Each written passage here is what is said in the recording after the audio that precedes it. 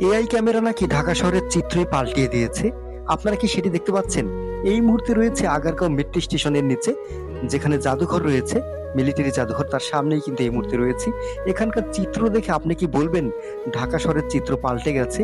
দেখতেই পাচ্ছেন সব গাড়িগুলো কিন্তু রাস্তার মাঝখানে পার্কিং করে দাঁড়িয়ে আছে, বিশেষ করে সিএনজি এবং অটোরিকশা। এখানে কি এআই ক্যামেরা আছে? এখানে কি মামলা হবে? আপনারা যদি জেনে থাকেন বন্ধুরা, অবশ্যই কমেন্ট করে জানাতে ভুলবেন না। ঢাকা শহরের কোথায় কোথায় এআই ক্যামেরা লাগানো আছে, যারা যারা জানেন অবশ্যই একটু কমেন্ট করে আমাদেরকে জানিয়ে দিবেন, যেন সবার সুবিধা হয়। তারা যেন নিয়মিত যে রাস্তাগুলোতে চলেন সেগুলোতে সাবধানে চলাচল করতে পারেন। এজন্য অবশ্যই যারা জানেন কোথায় কোথায় এআই ক্যামেরা লাগানো আছে, সবাই একটু কমেন্ট করে জানাতে ভুলবেন না। যেটি বলছিলাম, জাদুঘরের সামনে কিন্তু রয়েছি। অনেকেই বিভিন্ন জায়গা থেকে এসেছেন এখানে জাদুঘর দেখার জন্য এবং সৌন্দর্য উপভোগ করার জন্য। ঢাকা শহরে শুক্রবার মানেই ছুটির দিন, আর এই ছুটির দিনে সবাই কিন্তু বিভিন্ন জায়গায় যান ঘোরার জন্য। আমিও কিন্তু এই মুহূর্তে রয়েছি মেট্রো স্টেশন আগারগাঁও, এবং পাশেই যে জাদুঘর তার সামনেই রয়েছি। দেখতেই পাচ্ছেন ফুটপাতের যে দোকান সেগুলোও বসেছে, এবং রাস্তার মাঝখানে অটোরিকশা, সিএনজি সেগুলো পার্কিং করে রাখা হয়েছে। সামনের দিকে এগিয়ে যাব, সবাই কিন্তু সাথে থাকবেন, সম্পূর্ণ ভিডিওটি দেখবেন। রিকশাওয়ালা মামারাও কিন্তু দাঁড়িয়ে রয়েছেন, দেখতেই পাচ্ছেন একজন হাত যেভাবে নাড়াচ্ছেন মনে হচ্ছে ব্যায়াম করছেন রাস্তায় দাঁড়িয়ে।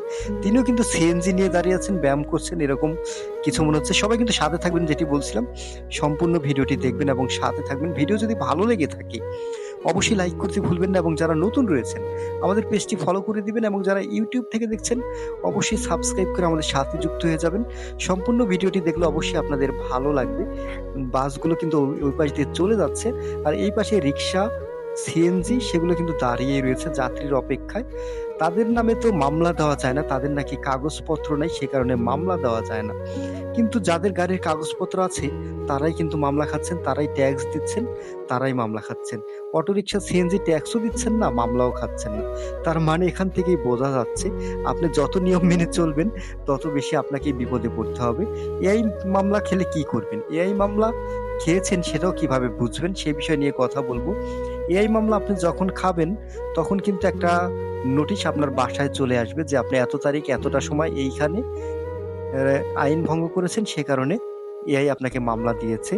এটা কিন্তু চলে আসবে আপনার বাসাতে।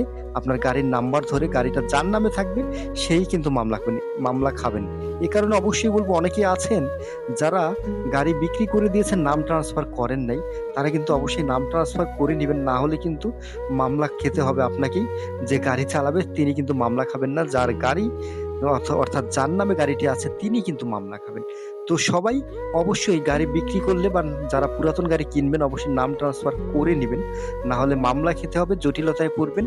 এমনকি মামলায় যদি হাজিরা না দেন তখন কিন্তু ওয়ারেন্ট বের হবে এবং গ্রেপ্তারি পরোয়ানা কিন্তু আপনার নামে জারি হয়ে যাবে। এ কারণে অবশ্যই যারা গাড়ি বিক্রি করেন পুরাতন অবশ্যই সাথে সাথে নাম ট্রান্সফার করে দিবেন, এবং যারা কিনবেন তারাও কিন্তু নাম ট্রান্সফার করে নিবেন। রয়েছি, যেটি বলছিলাম, মেট্রো স্টেশনের নিচ থেকে এই মুহূর্তে চলে যাচ্ছি। সবাই কিন্তু অনেকক্ষণ ধরে ভিডিওটি দেখছেন, সবাইকে অনেক অনেক ধন্যবাদ। সবাই ভালো থাকবেন।